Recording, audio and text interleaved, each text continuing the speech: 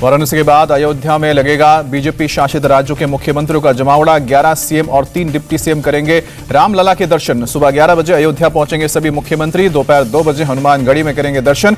उसके बाद रामलला के दरबार में लगाएंगे हाजिरी।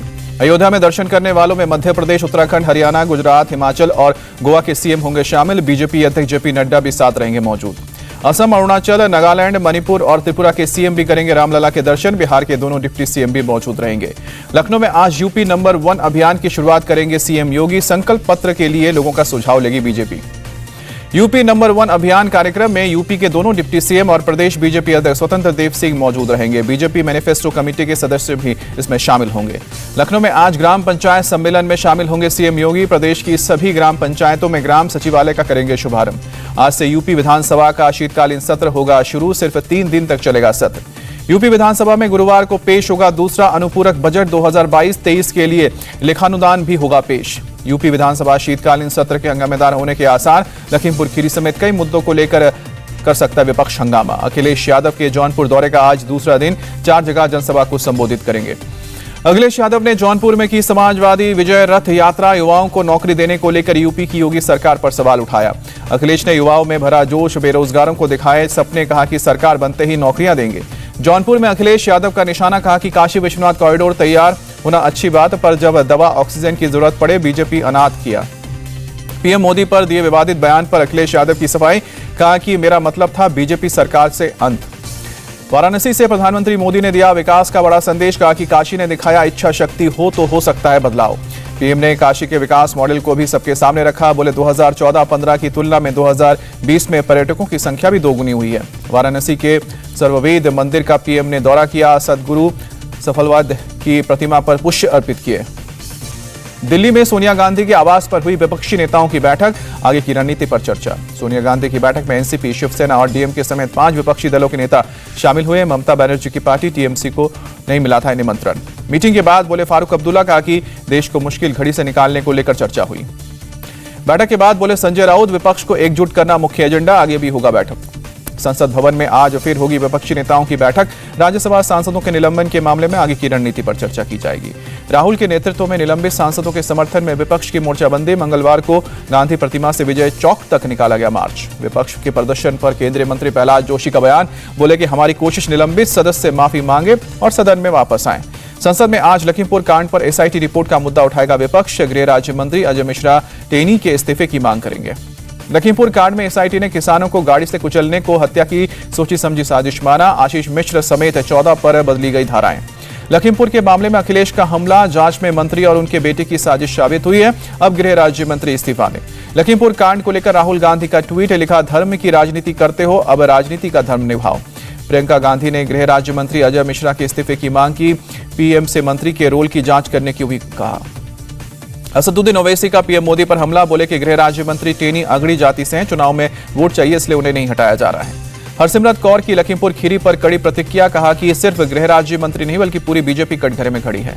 लोकसभा में आज महंगाई का मुद्दा भी उठेगा। अधीर रंजन चौधरी और सौगत राय नियम 193 के तहत करेंगे चर्चा। गोवा में ममता का बिना नाम लिए पीएम मोदी पर हमला। कहा कि चुनाव आते ही गंगा में लगाते हैं डुबकी और उत्तराखंड के मंदिर में बैठ जाते हैं।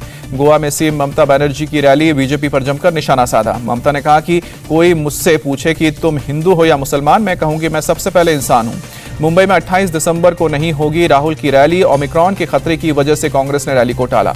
आज चुनाव आयोग की टीम चंडीगढ़ जाएगी। 2 दिन तक चुनाव की तैयारियों की समीक्षा करेगी। पंजाब कांग्रेस कैंपेन कमेटी की बैठक आज। सीएम चन्नी और नवजोत सिंह सिद्धू भी शामिल होंगे।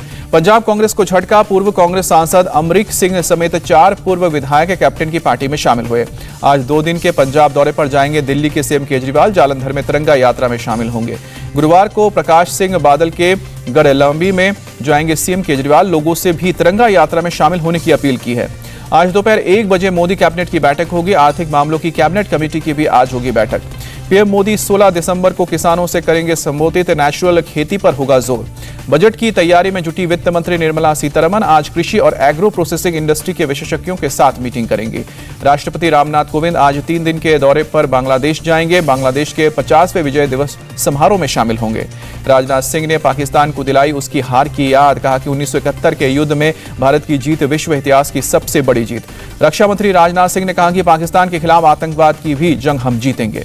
रक्षा मंत्री राजनाथ सिंह ने परमवीर चक्र विजेता शहीद कर्नल होशियार सिंह की पत्नी के पैर छुए। 71 युद्ध के हीरो रहे हैं कर्नल होशियार सिंह। जम्मू कश्मीर के पुंछ में एनकाउंटर, सुरक्षा बलों ने सुरनकोट इलाके में आतंकी को ढेर किया। आतंकी हमले में शहीद हुए एएसआई गुलाम हसन को रामबन में उनके पैतृक स्थान पर दी गई श्रद्धांजलि। शहीद कांस्टेबल रमीज अहमद का गांदरबल में हुआ अंतिम संस्कार, आखिरी दर्शन करने के लिए उमड़ा हुजूम। जम्मू कश्मीर की डीजीपी दिलबाग सिंह और लेफ्टिनेंट जनरल डीपी पांडे ने की घायल जवानों से मुलाकात, परिवार वालों से भी मिले। केंद्रीय मंत्री प्रहलाद जोशी का फारूक अब्दुल्ला पर हमला, कहा कि उन्हें पाकिस्तान इतना पसंद है तो वहीं जाकर बस जाएं। फारूक अब्दुल्ला का प्रहलाद जोशी पर पलटवार, कहा कि मेरे ख्याल से जोशी को वहां जाना चाहिए। संघ प्रमुख मोहन भागवत आज चित्रकूट में एकता महाकुंभ में हिस्सा लेंगे। सदगुरु राम भद्राचार्य की संस्था ने किया है आयोजन। दिल्ली का गाजीपुर बॉर्डर आज पूरी तरह हो जाएगा खाली। किसान राकेश टिकैत आज अपने मुजफ्फरनगर लौटेंगे। देश में कोरोना के ओमिक्रॉन वेरिएंट से संक्रमित लोगों की अब तादाद 61 तक पहुंची। महाराष्ट्र में ओमिक्रॉन के 8 नए केस सामने आए हैं। महाराष्ट्र में ओमिक्रॉन के 8 मरीजों में से 7 मरीज मुंबई के हैं। राज्य में ओमिक्रॉन के मरीजों की संख्या अब 28 तक पहुंची है। गुजरात में ओमिक्रॉन संक्रमितों की संख्या 4 तक पहुंची। दक्षिण अफ्रीका से सूरत लौटा 42 साल का शख्स भी पॉजिटिव पाया गया। दिल्ली में ओमिक्रॉन के 4 नए मामले सामने आए। कुल केस की संख्या 6 हुई। दिल्ली के स्वास्थ्य मंत्री सत्येंद्र जैन ने कहा कि 6 मरीजों में से 1 ठीक होकर घर लौटा, बाकी की अब हालत स्थिर है। ओमिक्रॉन को लेकर सख्त हुई सरकार। 20 दिसंबर से दिल्ली, मुंबई समेत 6 एयरपोर्ट पर एक रिस्क देशों से आने वाले लोगों का आरटी-पीसीआर टेस्ट की प्री बुकिंग करानी होगी।